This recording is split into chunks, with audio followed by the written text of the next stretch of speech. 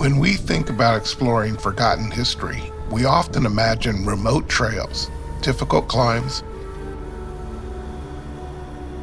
and places that take hours to reach. But some fascinating pieces of the past are hiding surprisingly close to the road. Today, we're visiting two of them: an abandoned civilian conservation corps camp in Oregon that operated from 1933 to 1942, and a remote Nevada silver mine that operated during 3 different periods between 1866 and 1906. Both are surprisingly accessible, and both have stories that are easy to overlook. Central Oregon, where all things remote in this state can be found. Just off a long, desolate 2-lane highway lies the Camp Gap Ranch from the Civilian Conservation Corps.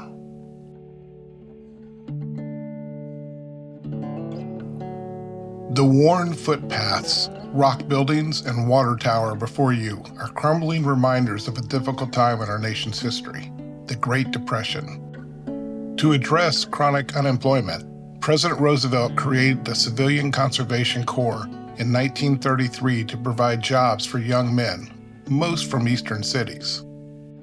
A year later, Gap Ranch became a CCC camp, a bustling home of 200 Corps members, supervisors, and officers.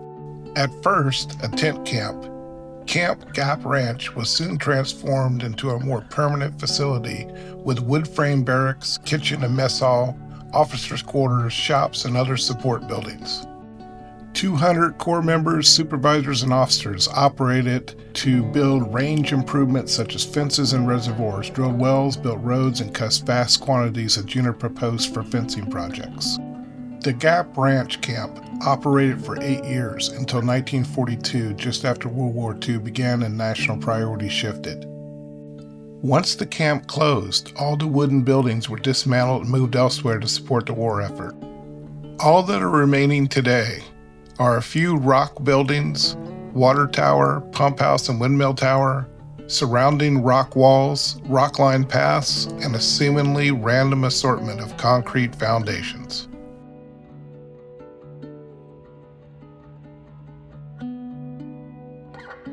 The CCC men are gone, but the buildings remain, the legacy to all their efforts and what they did for this country during that time.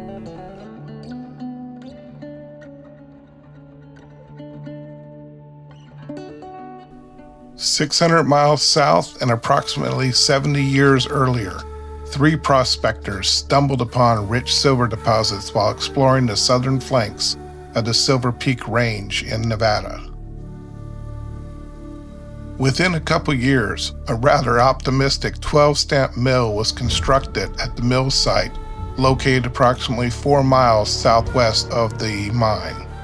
Originally located at the mine, the stamp mill was moved to the Palmetto mill site about 1869-1868, where they produced several bullion bars valued at approximately $5,000 at that time, which would be close to $100,000 today.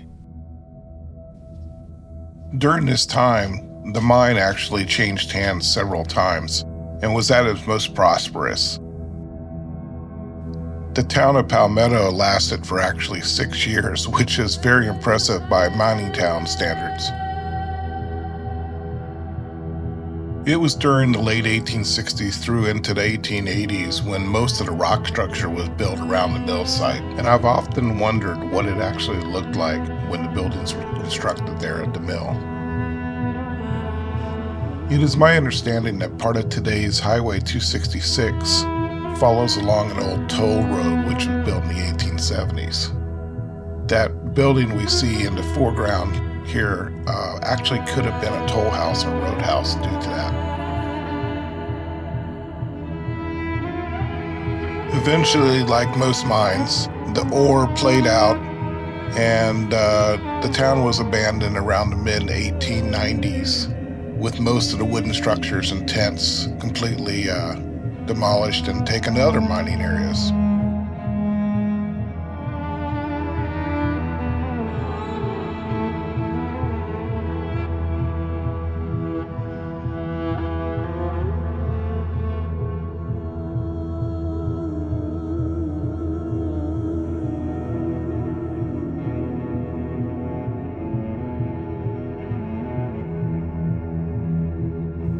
Just after the turn of the century, the population swelled to over 200, with a tent city located about a half-mile west of the original site.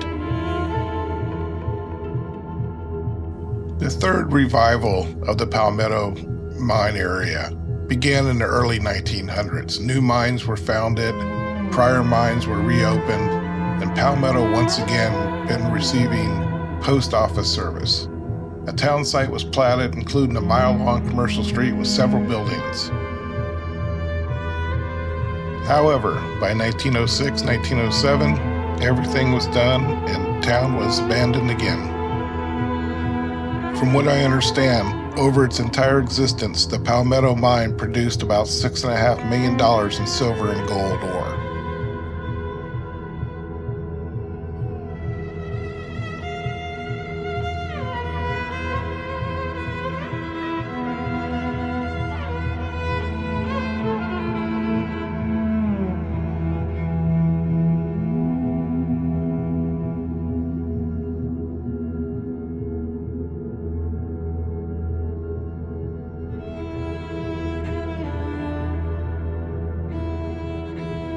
The interesting thing about both of these places isn't just what remains.